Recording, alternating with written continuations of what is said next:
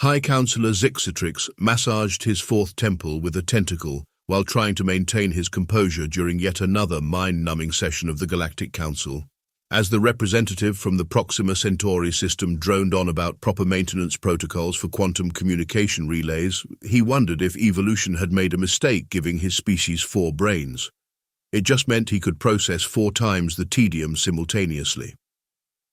And furthermore, according to subsection 947b of the Maintenance Regulatory Framework, the Proximan's crystalline form flickered with each word, a display that had long since lost its novelty among the council members. In the grand chamber of the Galactic Council's headquarters on Centaurus Prime, representatives from over 300 species sat in their environmentally controlled pods, most of them finding creative ways to appear attentive while actually being half asleep. The Arthropodians were literally spinning webs, claiming it helped them concentrate. The gaseous collective from Betelgeuse had condensed into their listening formation, which was suspiciously similar to their sleeping configuration.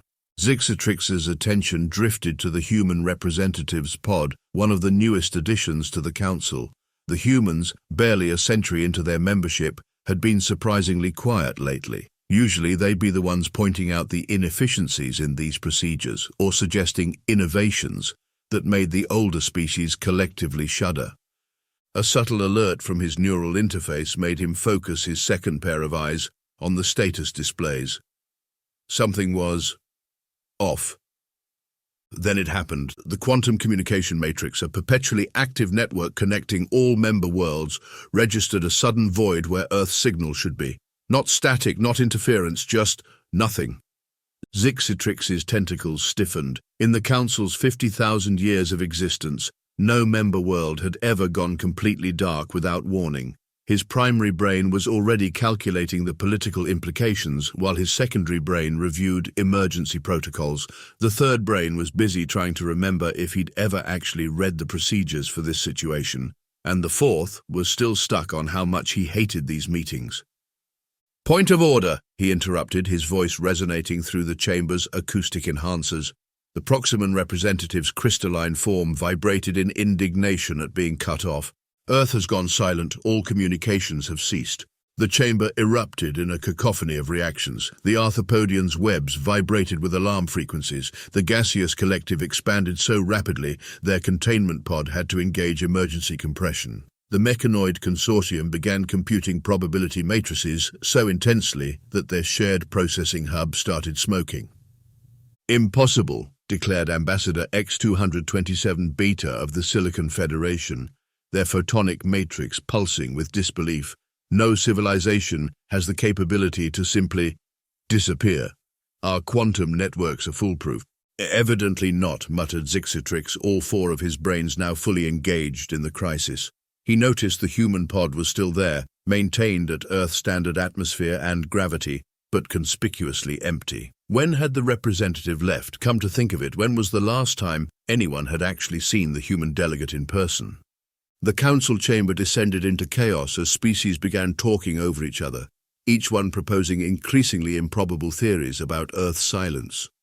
Zixatrix had a sinking feeling in all 17 of his stomachs. Somehow he knew this was just the beginning of what would become a very, very interesting galactic season. The incident that brought Earth into the galactic community had been, quite frankly, embarrassing for everyone involved. A mechanoid scout ship had crashed into one of Earth's primitive communication satellites, creating what the humans called a meme-worthy moment. The resulting viral videos of a highly advanced spaceship being taken out by what was essentially a floating metal box had circulated through the galactic networks for cycles. The Galactic Council's first official contact with humanity had gone about as smoothly as a gelatinous blob trying to use chopsticks. The human representatives had walked into the chamber wearing what they called their Sunday best, which the Council's cultural experts later discovered meant clothes you only wear when you're trying to impress someone, but actually end up looking uncomfortable. Ambassador X-227 Beta had set the tone for human-alien relations by declaring, "How quaint, they've mastered the art of wearing processed plant and animal fibers." The humans had smiled politely, while their internal diplomatic messages, later intercepted by the Council's Security Division, contained numerous references to stuck-up calculator faces and walking Christmas trees with superiority complexes. The Council had graciously offered Earth membership, mainly because their guidelines required the inclusion of any species capable of witnessing a first-contact incident. The fact that humans had recorded the entire crash scout ship debacle in high definition and shared it across their primitive internet meant they unfortunately qualified. What followed was a decade of what the Council considered mentorship and what humans privately called patronizing bullshit. The Arthropodians insisted on teaching humans the proper way to build space stations, completely ignoring the fact that humans had maintained their own station for over a century. The gaseous collective offered to upgrade Earth's internet, seemingly unaware that humans had already developed quantum computing in their garages while trying to improve their gaming frames per second. The Silicon Federation had been particularly condescending, sending educational modules about basic space-time physics to Earth scientific institutions. Dr. Marcus Chen of the Quantum Advancement Division had responded by using the module's holographic projector as a coffee coaster during his presentation on human-developed fifth-dimensional fold technology, which he claimed he'd conceived while watching cat videos. But beneath the polite smiles and diplomatic nods, Earth had been busy. The Council's intelligence agencies, in their quarterly reports that nobody actually read, noted some curious developments. Human representatives began missing minor council sessions, citing various creative excuses. The most memorable was when Ambassador Thompson claimed she couldn't attend because her pet cat had achieved quantum superposition and she needed to simultaneously observe and not observe it. Earth's industrial output had shifted mysteriously. The human economy continued to produce an abundance of entertainment media, processed foods, and what they called fidget spinners, but certain key resources were being redirected to classified projects. When questioned, humans simply shrugged and mentioned something about infrastructure weak.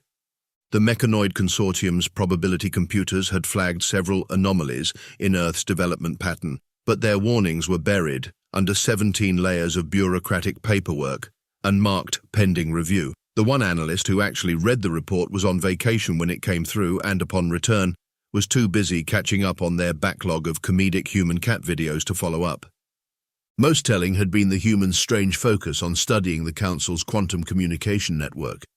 They asked countless questions about its operation, reliability, and backup systems, all while claiming they were just trying to get up to speed with galactic standards. Nobody thought it suspicious when human engineers offered to help maintain the network's core systems, their suggestions for efficiency improvements being implemented without much scrutiny. The humans had also developed an inexplicable obsession with ancient galactic history, particularly the theoretical works of the long-vanished precursor civilization. Their universities requested access to every archive about theoretical phase-shift technology and dimensional transcendence, claiming it was for a sophomore research project. In retrospect, the signs had been obvious. Humans had never really adapted to the Council's bureaucratic pace.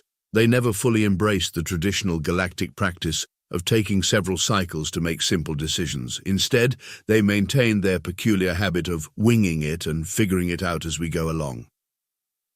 Perhaps the most overlooked detail was the sudden popularity of human science fiction entertainment among other species. The Council had dismissed it as simple storytelling, not realizing that humans had been publicly documenting their technological ambitions through what they called movie special effects and cool CGI concepts. The final report filed by Earth's representative, submitted just days before the blackout, had been titled, "So long and thanks for all the fish." The Council's cultural experts were still arguing about its meaning, unaware it was a reference to ancient human entertainment about the abrupt departure of another species from Earth. In the end, humanity's greatest achievement might have been convincing the galaxy that they were simply bumbling newcomers to the cosmic stage, all while methodically preparing for something unprecedented. As Council security would later discover, humans had a saying that perfectly encapsulated their strategy: the best place to hide a tree is in a forest. Though in this case they had hidden an entire civilization's worth of advancement behind a carefully crafted mask of mediocrity.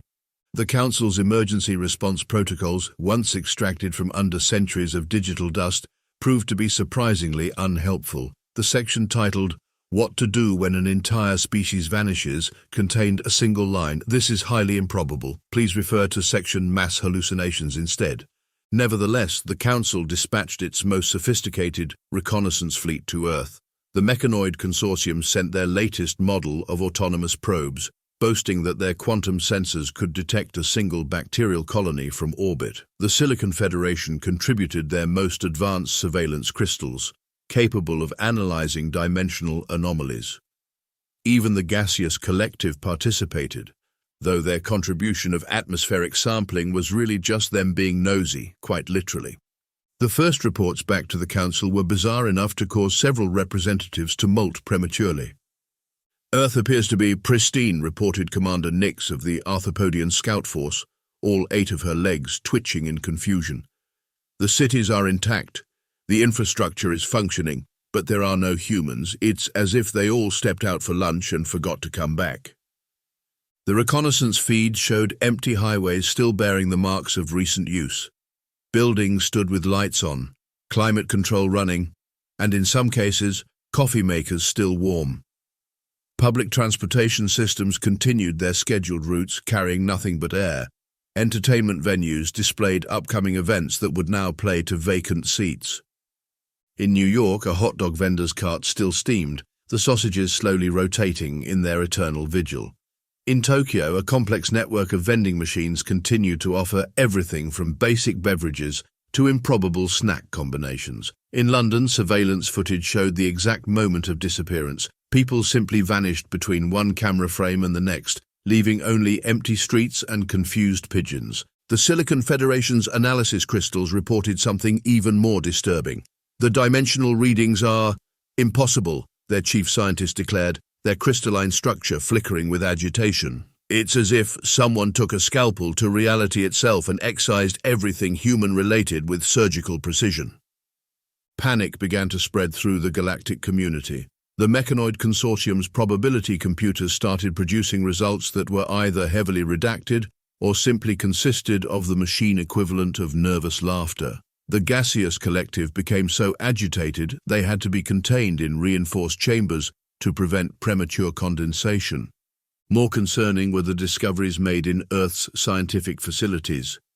The laboratories appeared to have been systematically cleared of all research data. The only items left behind were coffee mugs with suspicious messages like "So long suckers" and "Gone quantum, back never" printed on them. In orbit, Earth space stations continued their automated functions, but their databases had been wiped clean, replaced with what appeared to be an endless loop of something called "Never Gonna Give You Up," a piece of human entertainment media that Council psychologists would later classify as a form of psychological warfare. The Council's most sophisticated archaeological teams were dispatched to Earth's surface, hoping to find some trace of where humanity had gone. They found plenty of evidence of preparation, empty storage units that showed signs of systematic packing, cleared out research facilities, and most alarmingly, a complete absence of any cats, dogs, or other domesticated animals that humans had been so oddly attached to. The only clue to humanity's method of departure was found in a highly secure facility, deep beneath the Rocky Mountains. There, etched into a titanium plate and radioactively dated to just moments before the disappearance, was a simple message. "Quantum tunneling successful. If you're reading this, we've already transcended. P.S. Thanks for the quantum network blueprints." The Council representatives who received this report immediately called for an emergency session, only to discover that the quantum communication network, the pride of galactic civilization, had begun experiencing strange hiccups. Random packets of data were being replaced with something called cat memes, and several key nodes had started playing what humans had called their elevator music. The galaxy was about to discover that humanity's disappearance was just the beginning. The first sign that something was fundamentally wrong with the galaxy came when the Mechanoid Consortium's primary computational array started playing Space Oddity instead of processing their daily probability matrices. Nobody could explain how an ancient human song had not only infected their quantum-isolated systems, but also managed to synchronize perfectly across their entire network. The Silicon Federation's crystal archives began displaying what they initially thought were system errors, but turned out to be human loading screen animations, complete with spinning hourglasses and progress bars that never quite reached 100%. Their top analysts were driven to the brink of crystalline fragmentation, trying to remove what appeared to be something called a Windows update. "This is impossible," declared Chief Technician Zeta 9 of the Mechanoid Consortium, their vocal synthesizer crackling with static. "Our systems are detecting quantum signatures that simply shouldn't exist. It's as if someone took our understanding of physics, rolled it into a ball, and played interdimensional basketball with it." Throughout known space, mysterious anomalies began popping up like quantum whack-a-moles. The Arthropodians reported their gravity generators spontaneously reconfiguring to what they described as Earth normal, forcing several of their colonies to awkwardly adjust to walking with only half their usual legs touching the ground. The gaseous collective discovered their atmospheric processes had been subtly altered to produce what analysis revealed to be the exact composition of new car smell. Their complaints to the Council were somewhat undermined by the fact that several of their members had begun deliberately lingering near the affected processes, claiming the scent had grown on them. But the most disturbing development came from the Council's long-range sensor arrays. They began detecting what could only be described as quantum graffiti scrawled across the fabric of space-time itself. Mathematical equations, complete with human emoji annotations, appeared in subspace, suggesting modifications to fundamental physical laws that the Council's scientists hadn't even thought possible. During an emergency session of the Council's scientific division, a holographic presentation was interrupted by what appeared to be a quantum cat walking across the display. The cat, seemingly existing in a state of both being and not being there, left paw prints in the form of Schrödinger equations. "They've been watching us this whole time," realized Ambassador X-227 Beta, their photonic matrix dimming with dawning comprehension. "Every time we thought we were teaching them, they were actually reverse engineering our technology and improving upon it in ways we never imagined." The Mechanoid Consortium's emergency probability assessment painted a picture so improbable that the quantum computers responsible for generating it had to take a moment to reboot and question their own existence. According to their calculations, humans hadn't just matched galactic technology, they'd transcended it entirely.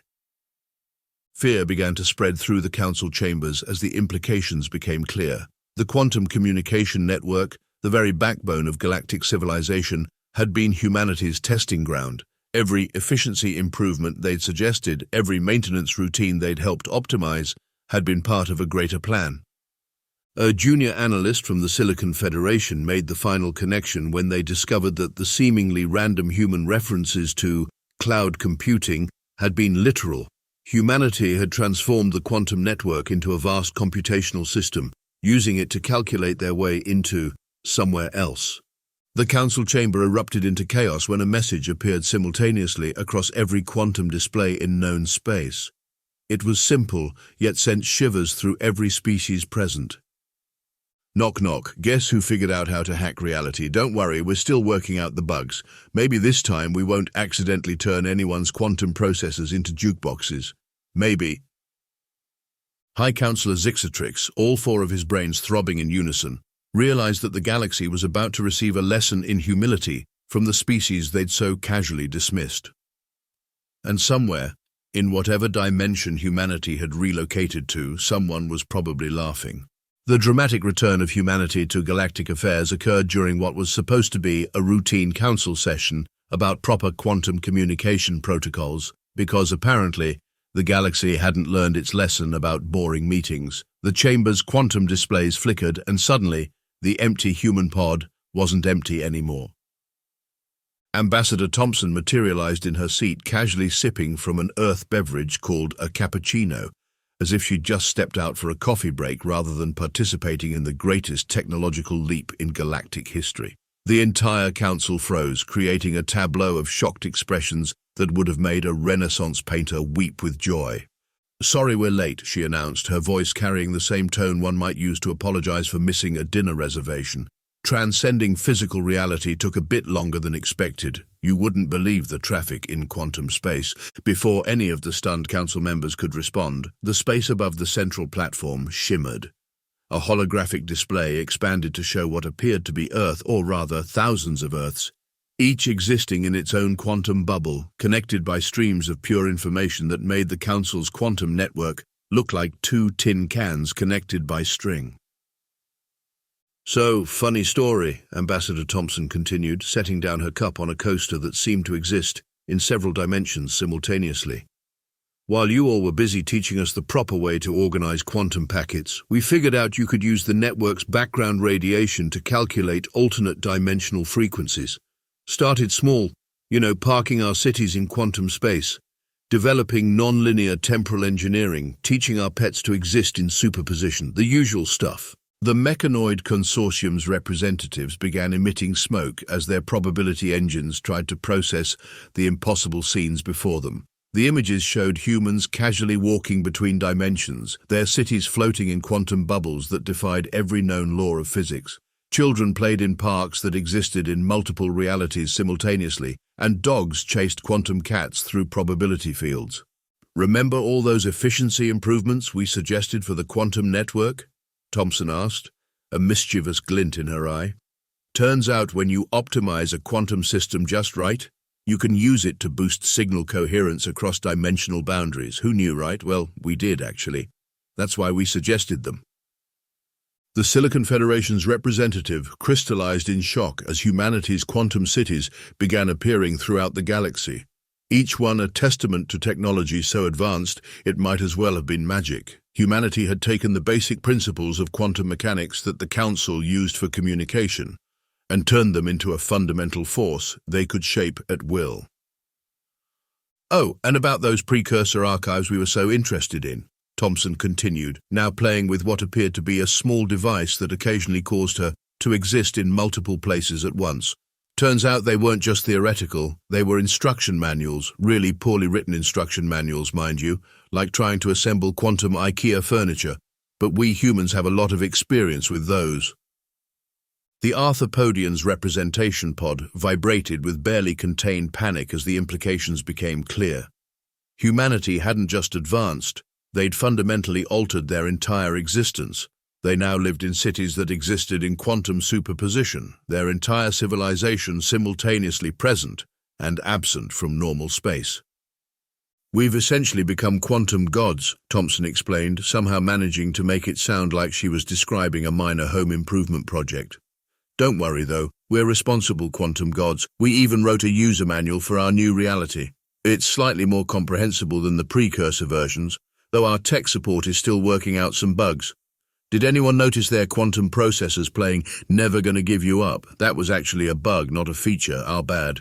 The display showed humans going about their daily lives in ways that defied comprehension. They commuted to work through quantum tunnels, held meetings in probability spaces, and had apparently figured out how to make quantum pizza delivery instantaneous across any distance. Their pets had adapted too. Cats particularly seemed to enjoy existing in multiple states simultaneously, though that might have been their natural tendency anyway. High Councillor Zixitrix, all four of his brains now running emergency protocols, finally found his voice. But why maintain the pretense? Why let us believe you were still learning from us?" Thompson laughed, a sound that seemed to echo through multiple dimensions. "Honestly, it was just easier that way. Plus, watching you all try to teach us basic quantum theory while we were literally rebuilding the fundamental forces of the universe was pretty entertaining. We even made highlight reels. They're very popular in our quantum entertainment networks." The council chamber fell into a stunned silence as humanity's quantum cities continued to materialize throughout the galaxy, each one a testament to their impossible advancement. The humans had taken the Council's most advanced technology and treated it like a child's first chemistry set, something to be experimented with, improved upon, and ultimately transcended. "So," Thompson concluded, pulling out what appeared to be a quantum tablet that existed in 17 dimensions at once, "shall we discuss updating some of those galactic protocols? I have a few suggestions about improving quantum efficiency, and this time, I promise we're not secretly using them to ascend to a higher plane of existence." She paused, then added with a wink, "Well, not a much higher one anyway." The transition to the new galactic order went about as smoothly as expected, which is to say, it resembled a gaseous collective member trying to use a touchscreen. The first order of business was updating the Council's procedural guidelines, a task that humanity approached with all the subtle diplomacy of a quantum sledgehammer. "Let's start with these meeting protocols," Ambassador Thompson suggested, casually existing in 3 different quantum states while reviewing the documents. "I don't think we need 17 preliminary subcommittee reviews before deciding on the color of the new quantum corridor carpeting. In fact, I'm pretty sure we can make the carpeting exist in all possible colors simultaneously." The Council's bureaucratic structure underwent what the humans called a dramatic streamlining, which was a polite way of saying they quantum shredded about 90% of the paperwork. The Silicon Federation was particularly distressed to learn that their prized 12,000-page document on proper quantum bandwidth allocation had been condensed to a single page with the heading, "Just Ask the Humans." The Mechanoid Consortium found themselves in the awkward position of having to upgrade their probability computers to even begin comprehending the new reality. Their request for technical assistance was answered by a human IT department that responded to every inquiry with, "Have you tried turning it off and on again in multiple dimensions simultaneously?" "We're not trying to take over," Thompson explained to the Council during a session that existed at all possible times on Tuesday. "We're just suggesting that maybe, just maybe, spending 3 galactic months debating the proper protocol for quantum paperclip requisition is a bit excessive, especially since we can now create quantum paperclips that exist in infinite supply." The Arthropodians, adapting surprisingly well to the new status quo, were the first to embrace human innovations. Their space stations were retrofitted with quantum probability drives that allowed them to be simultaneously at their destination and still in dock for maintenance, solving their age-old scheduling conflicts. Though it did lead to some interesting situations where maintenance crews had to exist in quantum superposition to work on ships that both were and weren't there, the gaseous collective, after some initial resistance, discovered that quantum state existence actually improved their ability to spread gossip across the galaxy. They could now be in multiple places at once, gathering and disseminating rumors at speeds that would have made light itself jealous. High Counselor Zixatrix found his job simultaneously easier and more complicated. Easier because humans had simplified most bureaucratic procedures to, if it works, do it. More complicated because he now had to coordinate council sessions across multiple quantum realities, ensuring that decisions made in one dimension didn't accidentally create paradoxes in another. "Think of us as your friendly neighborhood quantum overlords," Thompson explained during a council session that was technically happening yesterday. "We're here to help, guide, and occasionally remind you that yes, we can see what you're doing in all possible realities simultaneously. And no, the Silicon Federation cannot secretly develop quantum weapons behind a dimensional shield. We can see through those, by the way. Nice try, though." The humans established what they called quantum oversight committees, which primarily consisted of them lounging in quantum space and occasionally sending sarcastic memos about proper dimensional etiquette. Their first memo, titled "So You've Been Caught Trying to Hide Something in an Alternate Reality, a Guide to Why That's Adorable but Futile," became required reading for all council members. Perhaps the most humbling aspect of the new arrangement was the realization that humans had essentially turned the galaxy into what they called a quantum smart home. They could adjust the fundamental forces of reality with the same casual ease that they once used to adjust their thermostats. The council's most secure facilities were now about as private as a glass house with the curtains open. "We've installed some quantum safeguards," Thompson announced during one session. "Nothing major, just some basic protections to prevent anyone from accidentally unraveling the fabric of space-time. Think of it as cosmic childproofing. You'll find that certain research directions now come with helpful warning messages like, 'Are you sure you want to potentially create a cosmic paradox? This action cannot be undone.'" The Council's attempts to maintain some semblance of their former authority were met with what humans called quantum reality checks. When the Mechanoid Consortium tried to propose new regulations on quantum technology usage, they found their proposal simultaneously existing in a state of submitted and being used as a coaster in a human quantum cafe. Even the concept of galactic security had to be redefined. The traditional space patrols were supplemented by what humans called quantum hall monitors, automated systems that could detect and prevent unauthorized dimensional tampering across all possible realities simultaneously. The first attempted breach of these systems resulted in the perpetrators finding themselves quantum-locked in a pocket dimension that played nothing but human elevator music on endless loop. "Look at it this way," Thompson explained to a particularly frustrated council member. "We've basically upgraded the galaxy from a basic operating system to quantum computing.